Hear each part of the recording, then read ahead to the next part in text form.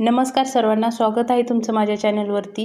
आज आपण पाहूया THR वितरणादरम्यान जी FRSची प्रोसेस आहे ती पूर्ण 100% आपणास कशा प्रकारे पूर्ण करायची आहे, त्याचे टप्पे कोणकोणते आहेत, तसेच ही प्रक्रिया पूर्ण करत असताना ज्या काही आपल्याकडून चुका होतात त्या चुका आपण कशा पद्धतीने टाळून ही प्रक्रिया पूर्ण करू शकतो याबद्दल मी तुम्हाला सर्व माहिती आज सांगणार आहे या व्हिडिओमध्ये। तर व्हिडिओ पूर्ण पहा। तर पहा, THR वाटप करत असताना KYCची जी प्रक्रिया आहे ती आपणास 4 टप्प्यामध्ये पूर्ण करायची आहे। तर ही पूर्ण प्रक्रिया 4 टप्प्यांची आहे आणि 4 टप्प्यामधील पहिला जो टप्पा आहे त्याबद्दल मी तुम्हाला सर्वप्रथम सांगते। तर पहिला टप्पा तो म्हणजे की FRS म्हणजे काय, तर प्रत्येक लाभार्थ्याचा जो आपण सुरुवातीला फोटो घेत आहोत तो फोटो म्हणजेच FRS म्हणजे फोटो जो कॅप्चर आपण करत आहोत तो म्हणजे FRS। त्यानंतरचा टप्पा तो म्हणजे FRS झाल्यानंतर KYC। तर आपण त्यांचा आधार नंबरशी जो लिंक मोबाईल आहे त्याच्यावरती OTP सेंड करून जी प्रक्रिया करतो ती म्हणजे KYC। त्यानंतर जो पुढचा टप्पा आहे तो तुमच्या ऑफिसच्या रिपोर्टला आधार ऑथेंटिकेशन या नावाने दिसतो। तर तुमच्या डॅशबोर्डवरती तर चेहऱ्याचे प्रमाणीकरण म्हणजेच फेस ऑथेंटिकेशन याप्रमाणे दिसतो। आणि चौथा जो टप्पा आहे तो म्हणजे मोबाईल व्हेरिफिकेशन। ह्या 3 प्रक्रिया पूर्ण झाल्यानंतर चौथा जो टप्पा आहे तो म्हणजे मोबाईल व्हेरिफिकेशन। तर ह्या ज्या प्रक्रिया आहेत त्या क्रमाने कराव्या लागतात। म्हणजे पहिलं तुम्ही फोटो घेतला, FRS पूर्ण केलं, त्यानंतरच तुम्हाला KYCचा ऑप्शन उपलब्ध होणार आहे। KYC पूर्ण झाल्यानंतर तुम्हाला फेस ऑथेंटिकेशनचा पर्याय उपलब्ध होणार आहे। आणि या तिन्ही प्रक्रिया पूर्ण जेव्हा तुम्ही करता त्यावेळेस तुम्हाला चौथा पर्याय तो म्हणजे मोबाईल प्रमाणीकरण। तर हे मोबाईल प्रमाणीकरण तुम्हाला पूर्ण करायचं आहे। तर ह्या एक प्रक्रिया चूक न करता आपण कशा पद्धतीने पूर्ण करू शकतो, तसेच आपल्या जो रिपोर्ट आहे त्यामध्ये आपलं 100% कामकाज कशा प्रकारे दिसून येईल हे मी तुम्हाला सांगते।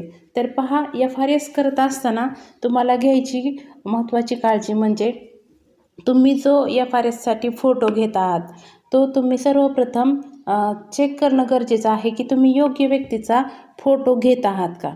तर हा फोटो योग्य व्यक्तीचा तुम्ही घेत आहेत का नाही हे कसं पाहणार, तर पहा, तुम्ही THR वाटपामध्ये गेल्यानंतर ज्या लाभार्थ्याचं तुम्ही FRS करत आहात त्या लाभार्थ्याचं सर्वप्रथम तुम्ही त्याच्या प्रोफाईलमध्ये जाऊन लाभार्थीमध्ये जावा।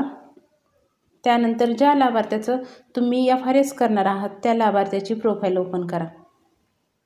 अशा प्रकारे तुमच्यासमोर लाभार्थी आल्यानंतर जे लाभार्थी आहे त्याच्या नावावरती टच करा। तर पहा, मी तुम्हाला करून दाखवते। हे केल्यानंतर पहा, इथं तुमच्यासमोर दाखवत आहे की या बाल आधार जोडा, म्हणजे या बालकाचा स्वतःचा आधार व्हेरीफाय नाही आहे याच्या प्रोफाईलशी। तर इथं दाखवत आहे पहा फादर आधार, म्हणजे या बालकाला आपण त्याच्या वडिलांचा आधार व्हेरीफाय केलेला आहे। तर फोटो घेताना तुम्ही ही काळजी घ्या की तुम्ही फोटो घेताना त्याच्या वडिलांचा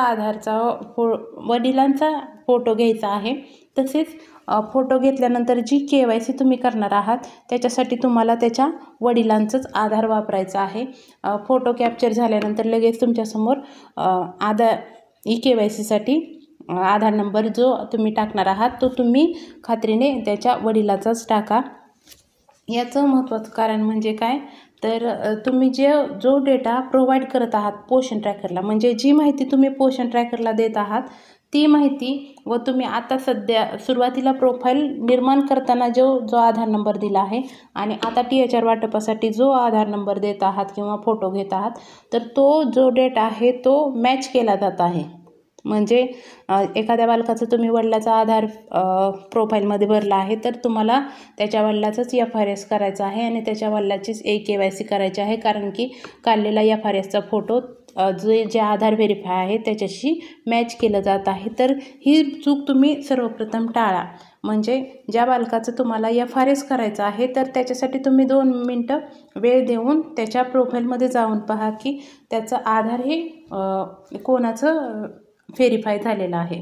परंतु जर तुम्ही त्या बालकाचं स्वतःचं आधार व्हेरीफाय केलेला असेल तर तुम्हाला ती अडचण येणार नाही. त्याच्यासमोर तुम्हाला 3 पर्याय उपलब्ध होतात: मदर, फादर आणि गार्डियन. म्हणजे या तिन्हीपैकी कोणालाही तुम्ही सिलेक्ट करून त्याचं THR वाटपासाठी KYC आणि FRS करून घेऊ शकता. तर ही झाली पहिली चूक. तर ही चूक तुम्ही करू नका. यामुळे काय होणार आहे, तुम्ही ह्या महिन्यामध्ये जर समजा त्या बालकाचं FRS केलंही तरीही तुम्हाला त्या बालकाचं FRS आणि KYC हे पेंडिंग पुढच्या महिन्यामध्ये जाणार आहे आणि पुढच्या महिन्यात तुम्हाला ती डबल करावी लागणार आहे. पहा, तुम्ही तुम्हाला त्या बालकाचं, आता ज्या बालकाचं मी तुम्हाला दाखवलं होतं प्रोफाईलमध्ये जाऊन, ज्याचं फादरचं आधार व्हेरीफाय आहे, त्याच्या प्रोफाईलमध्ये जाऊन आपण पाहूया. तर या बालकाची मी KYC तसेच याचं FRS हे पूर्ण केलं होतं. तरीही देखील पहा, इथं तुमच्या पुढे इथं नोटिफिकेशन दिसत आहे की तुम्ही मागील वेळी काढलेला फोटो आणि KYC डेटाबेस जुळू शकत नाही. आणि इथं दाखवत आहे नाव की तुम्हाला या व्यक्तीचाच फोटो आणि KYC पूर्ण करायचे आहे. त्यामुळे तुम्ही 2 मिनटं वेळ घालवून लाभार्थीच्या प्रोफाईलमध्ये जाऊन पहा व खात्री करूनच तुम्ही फोटो आणि KYC करून घ्या. कारण या 2 गोष्टी तुम्ही या महिन्यामध्ये पूर्ण केल्या तर तुम्हाला आधार ऑथेंटिकेशन म्हणजेच फेस ऑथेंटिकेशन म्हणजे चेहऱ्याचे प्रमाणीकरण करण्यासाठीचा पर्याय उपलब्ध होणार आहे. कारण की हे जे THR वाटपाचं कामकाज आहे ते महिन्यातून 1 वेळा होतं. 1 वेळा जर तुम्ही THR वाटप एखाद्या लाभार्थ्यांना केला तर तुम्हाला पुढच्या महिन्यामध्ये त्याच्यासाठी THR वाटपाचा पर्याय उपलब्ध होणार आहे. आणि जेव्हा THR वाटपाचा तुम्हाला पर्याय उपलब्ध होणार आहे त्यावेळेसच तुम्हाला समजणार आहे की तुम्ही केलेली FRS किंवा तुम्ही केलेली KYC ही योग्य व्यक्तीची केली आहे किंवा नाही, किंवा ती माहिती त्याच्या डेटाबेसबरोबर जुळली आहे का. आणि जर माहिती जुळली असेल तरच तुम्हाला पुढच्या वेळेस फेस ऑथेंटिकेशनचा पर्याय उपलब्ध होणार आहे. मी तुम्हाला दाखवते पहा, ज्या बालकाचं माझं KYC व FRS हे पाठीमागील महिन्यामध्ये योग्य व्यक्तीचं केलं होतं. तर पहा, जर तुम्ही पाठीमागील महिन्यामध्ये ही प्रक्रिया पूर्ण केली तर पुढील महिन्यामध्ये तुम्हाला अशा प्रकारे त्या बालकाचं KYC आणि FRS जर पेंडिंग नसेल तर तुमच्यासमोर अशा 25 दिवस व पाकिट संख्या येणार आहे व या लाभार्थ्याचा तुमच्यासमोर फोटो दिसत आहे. म्हणजे चेहरा प्रमाणीकरण, म्हणजेच हे काय करायचं आहे, आधार प्रमाणीकरण आहे हे. तर या पाठीमागच्या महिन्यामध्ये तुम्ही 2 प्रक्रिया पूर्ण केल्या आहे. KYC योग्य व्यक्तीची केली व FRS योग्य व्यक्तीचं केलं तर ही इमेज तुमच्या लाभार्थ्याच्या समोर सेव्ह होणार आहे व ही इमेज सेव्ह झाल्यानंतरच तुम्हाला चेहऱ्याचे प्रमाणीकरण करता येणार आहे. म्हणजे आधारचे प्रमाणीकरण, आधार ऑथेंटिकेशन हा जो पर्याय आहे तो इथूनच पूर्ण होणार आहे.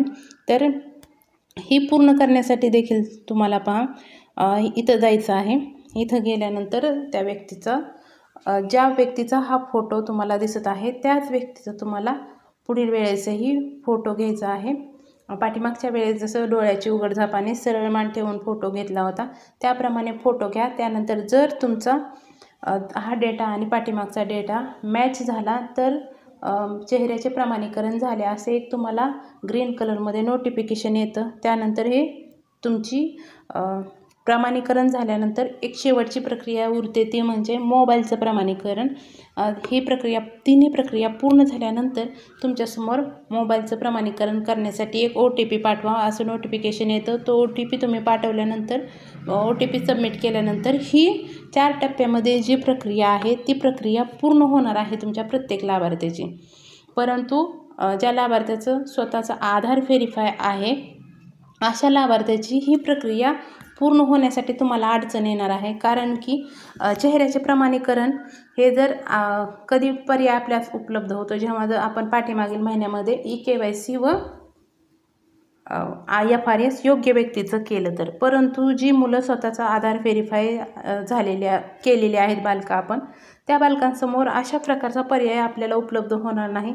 जोपर्यंत पोषण ट्रॅकरमध्ये काही अपडेट येऊन त्या बालकांसमोर आपल्याला अशा प्रकारचा पर्याय उपलब्ध होत नाही तोपर्यंत आपलं आधार ऑथेंटिकेशनचा रिपोर्ट हा 100% येणार नाही आहे. तसेच आपणास जर आपण पाठीमागील महिन्यामध्ये EKYC व FRS योग्य व्यक्तीचं केलं तरच त्या व्यक्तीचा आपण ह्या महिन्यामध्ये आधार ऑथेंटिकेशन करू शकू.